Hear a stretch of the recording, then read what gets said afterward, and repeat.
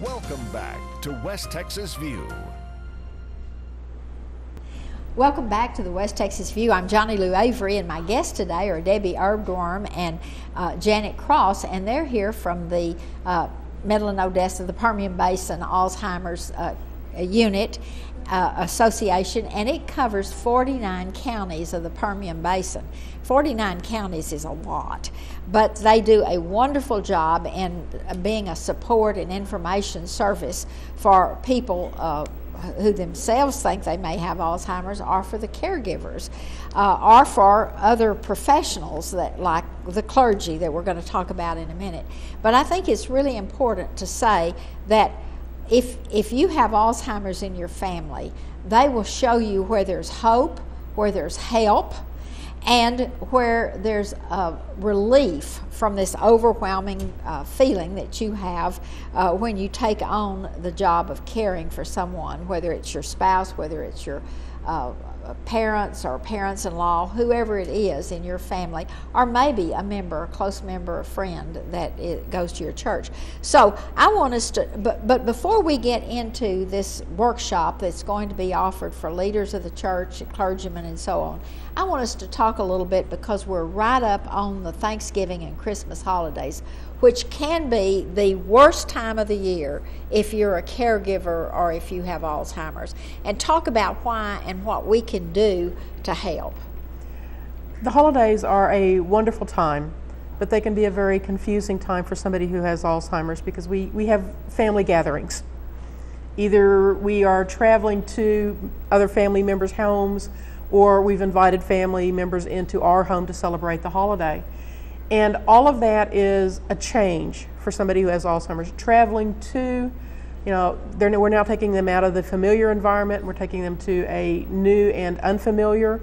The schedule may be different, the people who are around them are going to be different, and there's going to be a lot of noise and activity, which is all part of the joy of the holidays, but which can be very overwhelming for somebody with Alzheimer's or dementia.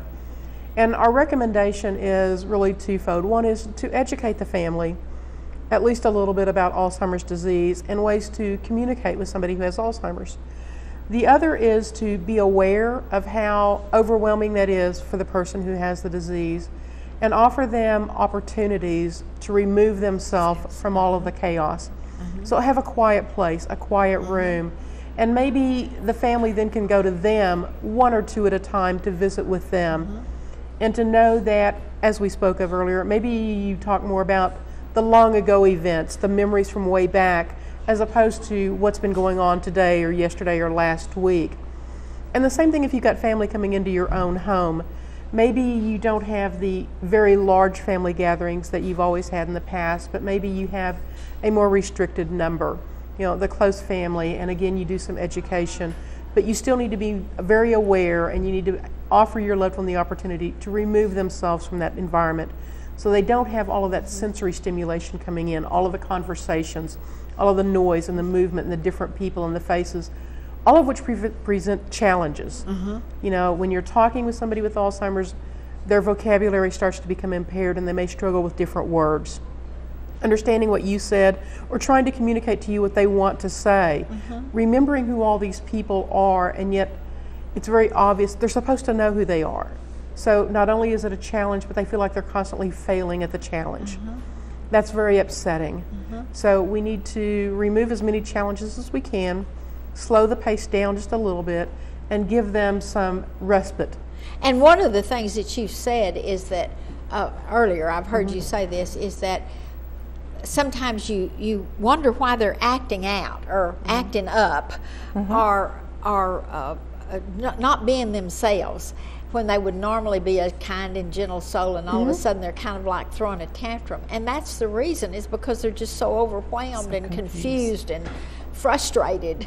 That is a very large part of it.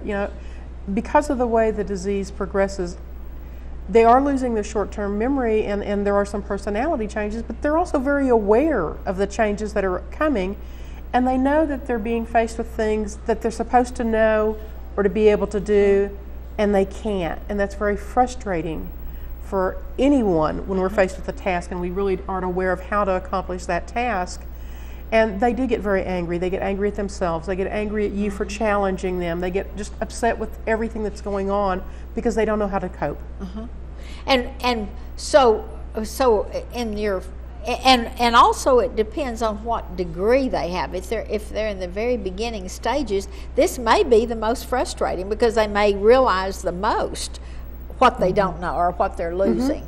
And when they get further on down, they may almost be recluses and just sit over in a chair and not try to talk. They can withdraw from you and still be in the same room with you because they're so overwhelmed by everything that's going on around them.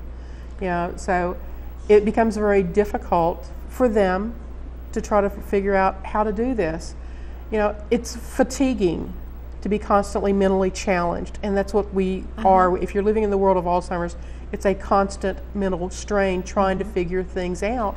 And that's one of the most exhausting activities we can do. And you were talking about they don't handle change well. Right. So whether you take them out, but even if you keep them at home, there's a lot of change because all of a sudden you've decorated the house differently, or you've moved the furniture around to put a tree in a certain place. And so all of a sudden they can't depend on anything, and so their level of frustration just grows, even when they're in their own home. Exactly. Every home I've ever been in, when you put up the Christmas tree, you've had to rearrange the furniture to put the tree in. If it's Thanksgiving dinner, well, we have to put in the extra leaves for the dining room table, so we have to move things and bring in extra chairs. All kinds of little things that we don't think a thing about, but it's a huge change for somebody who has Alzheimer's. And it can be something as simple as the time that they're used to eating. They do better on a schedule. Yes. Well, I don't know about your house, but at my house, Thanksgiving dinner is not always at 12 o'clock because by the time you get, and they don't care about the turkey. They're used to, this is when I eat, something, I shouldn't be doing this, we should be eating, why am I not eating now?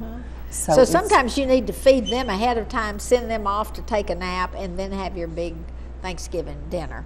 And it's just little things like that. And that brings us to the clergy workshop that we're not going to have time to talk about until the next segment. But that's what you're training clergy and leaders about, is just to understand and be sensitive and just to be aware, so that in your own congregation, in your own church family, you can see these things taking place. We're going to have to take a break right now. We're going to be back in just a minute and finish this conversation that honors National Alzheimer's Month. And you've probably been seeing a lot more news articles. The Shriver Report recently came out, and it's got some great information, particularly about women and Alzheimer's. You need to read those. Even if you don't have anybody in the family yet with Alzheimer's, you need to soak in that information. So we'll be back in just a minute and talk more with Janet and Debbie. Stay tuned. West Texas View will be right back.